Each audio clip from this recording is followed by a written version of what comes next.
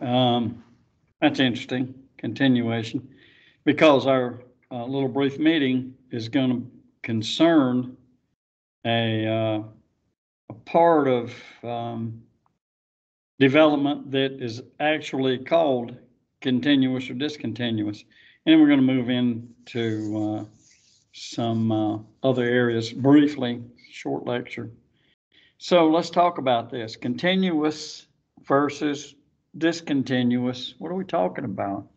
How development works. How does it work? You remember John Locke and so on and so forth, and the ideas that were presented related to Locke, the mechanistic model of John Locke and the organistic model of Rousseau. I won't go back over those. You already know that. So bearing that in mind, then we're going to look at continuous first, and that's a mechanistic view. That's John Locke's view, and others that aspire to John Locke's way of doing things, a way of assessing things, his theory, simply put. So what does this thing say? It says that development is gradual and incremental. Now, how can we describe that? It's like climbing a hill. It's governed by predictability. For instance, if I know that I'm going up a hill, if I put one foot in front of another in a continuous fashion, that eventually I'm going to get to the top of the hill, unless I wear out first. So it's a continuous kind of a journey.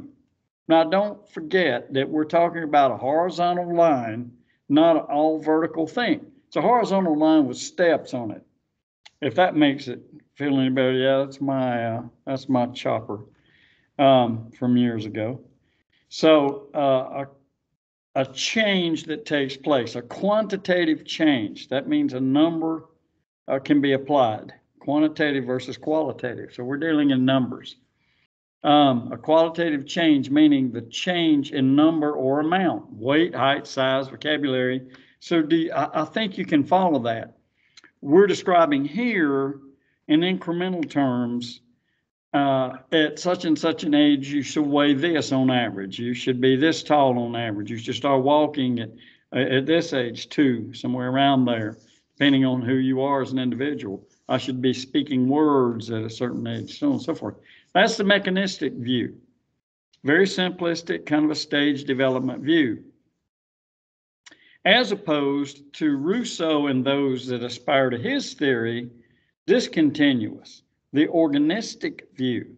Discontinuous says it's a change in kind, a change in structure, change in organizations. For instance, going from nonverbal as a little wee thing to verbal, that would be an organistic change. New information is not anticipated based on past functioning. So I can't determine what's going to occur in the future based on what I'm doing now or what I've already done. So we don't have this history to draw on, so to speak. Now, I just misspoke. I told you that mechanistic was stage. It's not. I apologize. Continuous is not stage development. Continuous is like a flowing river. Organistic is stage development. I'm sorry, but I think you make that easy connection and that easy correction. So mechanistic is a smooth flowing, incremental, gradual gain, like climbing the hill. And organistic is new information, new ability, new understanding, new cognition in stages. 0, which is birth, to age 2, and these certain things are occurring in that age range. That would be the organistic viewpoint. That's a stage development type theory. Each stage builds on the previous stage, but not necessarily based on the history of it. So just because I start walking early, doesn't mean I'm gonna walk really good. It just means I started walking early.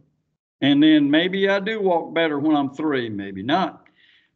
That's what's meant by this discontinuous kind of a view. Now, There are, excuse me, some theoretic perspectives that I want to introduce you to. These are simple.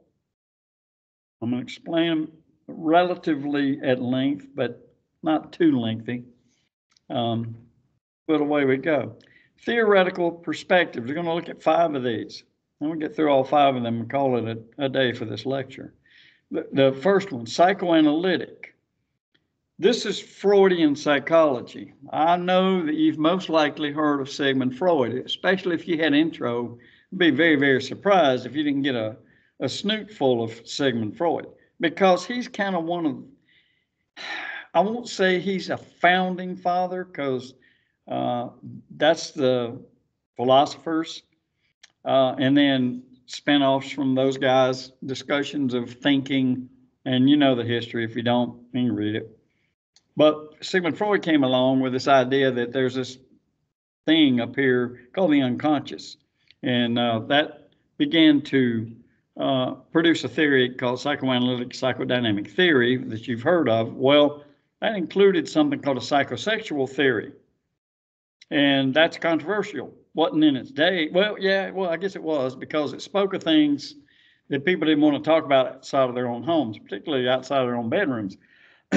So Freud brought it out in the open. And one of the things he said was behavior, one of the main things he said is behavior is controlled by powerful unconscious urges. I'm not going to go into this Freudian stuff about does that really exist, etc. But I'll tell you is what he said. And that's what he said. He said, you have these powerful urges you're not even aware of, and he termed them sexual urges, not meaning you want to run out and do happy things with other people. What it means is you're driven by that motivation. Excuse me. Sorry about that. Just had a big drink of water and it doesn't like me for some reason. But you have these things that you don't control, they control you. The id is biological and so on and so forth. You can read in depth if you'd like. The id, the ego, and superego. I'm sure you heard of those. So that you have these urges, these driving things. And he developed a way in his mind to try to deal with these things. And they called it psychoanalysis. Still around today, but not in a Freudian sense. Psychoanalysis. It tries to give a person insights into what these unconscious emotional things are. And he termed them conflicts, because you're guided by known behaviors. You look at your behaviors and you know where they're coming from. Where did this come from? And it causes a conflict. So you are subjected to, in Freudian psychoanalysis, questions that were designed to bring up buried memories. Now, you talk to a modern day psychologist like myself or anyone else that you might happen to know, Dr. Kern, anybody in our department, and they will tell you, yeah, you can probably jog some stuff going on there, but you're not going to walk people backwards. You're not going to regress them to the time they were 2 years old and they have all of a sudden this brilliant insight as to what went on. Forget that. That ain't going to work. It doesn't work. It's not the way you do it now. I'm in counseling. We don't even do that. We look at your past history for a couple of years because you're probably pretty clear with some of that, and that helps us fix you. It helps you fix you with our guidance. All right, so within the realm of psychoanalytic is Erik Erikson. His psychosocial theory, which basically says that your personality is influenced by society. What's all this got to do with development? Because you are developing under the influence of these things. So is there an unconscious urge? Probably not, but hey, you can't see it, so you can't say, nah, can't locate it in the brain. There's no, oh yeah, that's over here to hippocampus. Oh wait, and you know where it is. And excuse me, my phone that I forgot to mute. I apologize. I knew I should have muted it. Well, there you go. I'm human after all, I think. They tell me I'm not, but I disagree. Erik Erikson, psychosocial theory, personality influenced by society.